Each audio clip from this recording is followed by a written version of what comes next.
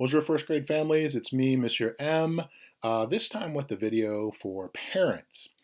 As you know, the governor has said schools are going to be closed through May 1st, and so we've been working really hard to transition to more, detailed, organized, thought through, planned out, scheduled online teaching. And I wanted to just have a quick video to walk you through some of that.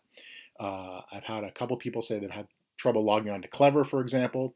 I've reorganized that a bit, and I'm going to show you how to log on to that. So this video, I'm going to keep it short and walk through our suggested schedule for first grade students. This has come out of Columbus City Schools. One thing to keep in mind, obviously, everybody's schedule is different, every family is different, everyone has different responsibilities. So I have on the schedule work to be done in the morning. If that doesn't work for your family because you have a kid in high school at home that needs the computer, so your first grader can't be on the computer in the morning, move it to the afternoon. If stuff gets doubled up on one day and free or another day, that's fine too. This is just a suggestion to give you some guidelines, and how your family adapts to that is perfectly fine. No judgment here. We're all trying to figure this out. But as a way to give you an idea of a plan for your students, and if your students are saying, why should I do that? You can just say, hey, Monsieur M, Madam Henna, they have a schedule. This is your school. That's your job. Go do it. If that helps you, fantastic. So let's take a quick look at the schedule. Here we've blocked out every day, Monday through Friday. I've given you the French and the English. Generally, we start our day writing in our cahiers. Typically, these sentences are common, but really any writing that you would like to do is also wonderful. And if there are days that this doesn't get done, again, that happens. Generally, we write aujourd'hui c'est blank le blank avril. So this means today it is the number, the date of, the day of the week, lundi, mardi, mercredi, jeudi, vendredi. What number, what the date is, avril. So it's the 2nd, the 3rd, the 4th, or so on, of avril, which is April. Nous avons, this means we have, and generally we write our specials, and I've given you those down here. Il fait, and this is the weather outside. So il fait beau means it's nice. Il fait froid means it's cold. Il fait chaud means it's hot. And your kids can go ahead and write that. If they make a spelling error or you're not sure if they got it right, it's fine. We'll try to get you a list of that. I'm not sure if Madam hadn't sent that home. But for now, as a routine, if you want to have your kids do some writing in the morning, that's a good start. So I put that on the schedule. After that, Columbus City Schools is recommended for first graders 15 minutes of iReady reading and 15 minutes of iReady math every day. So I've put that here in the morning. That is, I think, most easily accessible through clever.com, which we'll walk through in a minute. So every day, 15 minutes of each. 2 15-minute blocks, I think probably works well for first graders. I've heard that feedback. Take a break and then do a couple 15-minute blocks of something else. So generally after the break, French using something like Lolly-Lo, or I have a link here to our YouTube channel. I know a lot of people have been watching that, and we've been recording those videos so that you can keep up with the French at the level in the classroom that normally we would have. Then after that, I'd recommend some free play. Playing without screens. This is really important developmentally for kids at this age.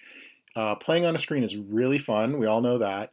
But there's not as much creativity. So playing with things like blocks or dolls or cars or stuffed animals or action figures, even crayons and paper is really great because the kids are free to create stories with whatever they have. So try to build in some of that time if you can. Lunchtime is lunchtime.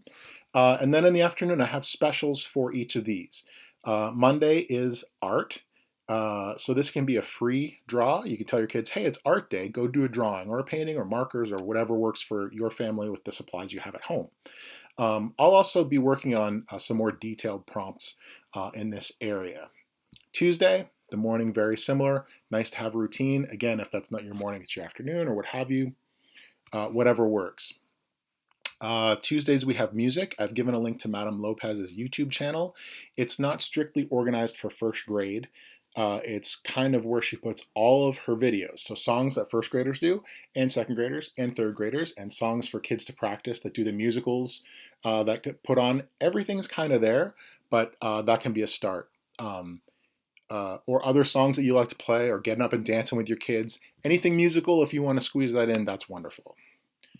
Wednesday, again, the morning routine is basically the same. Wednesday is our gym day, so get your body moving. You can go for a walk, play basketball in your backyard, do some exercise in your house, whatever fits for you. Also, I've given Mr. Ferris's website here. He's our gym teacher, as you know, and he's posting sort of weekly challenges and different activities for kids to get their bodies moving, get them thinking. It's a really nice resource. So that may be a good fit for you. Thursday, again, the morning, afternoon, that's our ordinateurs day. So you're probably already spending some time on screens, but you might notice that we haven't assigned Kids A to Z or Prodigy or typing.com, which is something the kids are working on. Typing.com I haven't included on Clever just yet, but probably will get that up and running. But if they have a different computer site they want to work on as their computer time, maybe that's a good fit.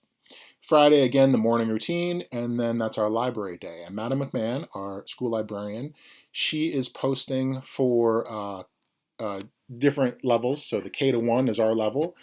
She's posting a link to a YouTube video where a book is being read, and then some questions and activities that the kids can do at the first grade level and kindergarten level.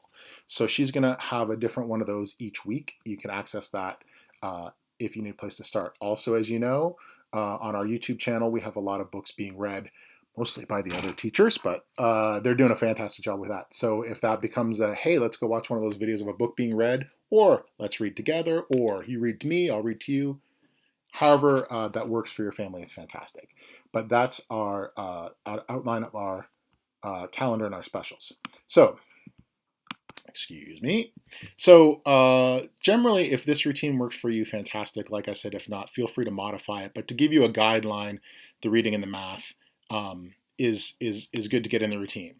We have been using the reading all year long. The kids have taken, I think, 2 diagnostics periodically on reading, and then the iReady software kind of adapts to their level. So if they're a really strong reader, they're getting really challenging stuff. If they've had some hiccups along the way, they get sort of lower stuff. That's a good challenge for them. So I believe it's adaptive and helping them. We're going to be monitoring that and making sure that the kids are doing well and giving feedback. Math is new, that just opened. So I've gone in and I've added math lessons and activities for your kids. And I've grouped the kids based on their performance in our classroom. So kids who are having trouble with some of the basics, they're starting at some of the earlier routines just to make sure they get the foundation. Kids who had that down, I'm not assigning those things to them so they can go ahead and start at that level. We don't want anyone to be bored. We want everyone to be challenged, but not too challenged. So that's our goal. If you have feedback about these things or any other things, right? The best way to reach us is through the Class Dojo app. If you don't use that, don't want to use that, don't have access to that, email is also a really good way to reach us. I will be emailing a link to this video, this as well as this schedule to everyone, and sending it on Dojo just to make sure that we hit families on both sides to make sure no one is missed. So lastly, I do want to walk you through clever.com because the sign up is a little strange, and the sign up or the sign in at home is different from what we do in school, which I know has been confusing for some. So I'm going to log into Clever and walk you through that very quickly. So you can click on this link or just go to clever.com in your browser. I don't know what that means. Just go. Thank you, computer. So here we're at clever.com. And you're going to choose login as a student. I'm not a student, so I'm going to choose login as a teacher, but this part will look very much the same to your student. So one thing we sometimes do at school is you can log in with your badge. So if your child is wearing their Columbus City Schools or has it nearby, the Columbus City Schools ID badge, there's a little code on there, and if you click Clever Badge Log On, it will say, well, I have to use your camera. You have to allow that. And there's your camera. And then if you have your ID badge, and you hold it up, it will scan you and log in. Teacher ones don't have the little box code, so I can't do it. But if you have your Columbus City Schools ID card, you can do it that way. If not, don't worry. What are we doing? Log in. The other way to go is click on Login with Active Directory. Now, when we're at school, we're on a school directory and we're good to go. But if we're not at school, we need to log in using all of this. So at school, we just use the student number, which is, I think, an 8 or 9-digit number that starts with 200 usually. When you're not at school, you have to add to that at columbus.k12.oh.us, which is really fun to remember. Maybe write that down. When we sent kids home with their list of passwords, we didn't realize that we needed to include that. So we're sorry for that confusion. So log in with Active Directory, and I've already chosen teacher, so it's got me there. And oh, I'm automatically logged in. That's not what I wanted to show you. I'm going to log out again and see if I can show you what the real login looks like. Log in as a teacher. No, it's not going to let me. Thanks, Clever. What should pop up is a place for you to enter your username and password. And again, the username will be the student ID at columbus.k12.oh.us, and their password, which is their Columbus City Schools password, which is based on their birthday with dashes in between. And that all went. It's the year, dash, month, dash, date, and year is a 4-digit date. We did send that home on the list, but if you don't have that handy, that's how you do that. And the kids are pretty good at remembering that one. So once you log into Clever, you can see here, sorry, I got to point this way, the camera's backwards. This is the teacher view, so I probably see more things than your child can see. There should be a list down here of different resources. I've also gone in here and added a Mercer Hill, a Hedna page, because there's kind of a lot of stuff on here. It can be overwhelming. We don't use all this stuff. So if you just click here, then you'll see the 5 things we generally use. So iReady, this is the reading and math. Lolilo, that's French phonics. Kids A to Z, that's reading. There are books on there. Prodigy is the math game, which we've been using, and many of the kids enjoy. And finally, a link to our first grade YouTube channel. Now, one word of caution about YouTube, obviously, is if you click on here and you watch a video, sometimes YouTube automatically loads the next video and the next video and the next video. So you may think, hey, you're watching a Monsieur M video, cool, and come back in an hour and it's rock videos or video games or who knows what. So be aware, it's the wild web out there, and just monitor your kids that way. But iReady, let's walk through that really quick because there have been a couple additions here. So the nice thing about logging into Clever is when you click on iReady, it should automatically log you into iReady plus all of the other things. So the good thing about Clever, not sure if I said this correctly, logging into Clever, click on the link and it will automatically log you in. That's not true for some of them. It'll automatically log you into iReady. Things like Lolilo, you still have to they're not linked as closely. So you still do have to log in with the teacher username, student username, password that we've given you. If you don't have that, please let us know and I can resend it. So here is iReady if you haven't seen it yet. Again, this is a teacher view, but the one thing that is most important to see is up here. This is how I see it. I believe students will see it too, but there's reading, and then you can switch to math. So math is new. Math is so new we haven't had any students use it yet based on the time of this recording because nothing was assigned. Everything should be active April 2nd. Now we have also gotten messages from iReady saying due to an overwhelming number of users at this time, things may be slow. We've seen that with Class Dojo. You may have seen it with Zoom meetings if you're using those for work. Everybody's working from home and systems are bogging down sometimes. So don't fret, don't stress. If you have a problem, send us a message and we'll double check. But as of April 2nd, your child should see for math, the next things to do, and for reading, the next things to do. And again, we've tried to adapt those based on your child's needs. They can click in, basically a new screen will open. There's a cute little cartoony presentation, and then they go into questions, whether it's questions about words and reading, or it's questions about math, do the addition, what number comes next, whatever the question is, and they click and they drag and they drop and do it that way. Then we can monitor them, make sure they're doing well, and assign new things based on that. Also, if your child is having trouble, I may see that, you may see that, and if we need some custom one-on-one time, whether that's a video chat or something like that, we're certainly able to set those up as well.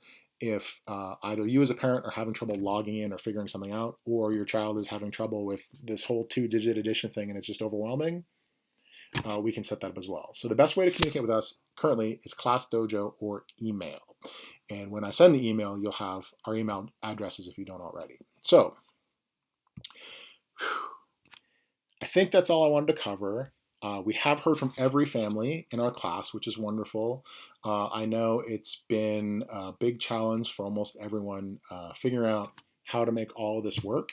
Again, I've expressed this to a few people, but just in case I haven't expressed it to you, do your best, do what you can when you can.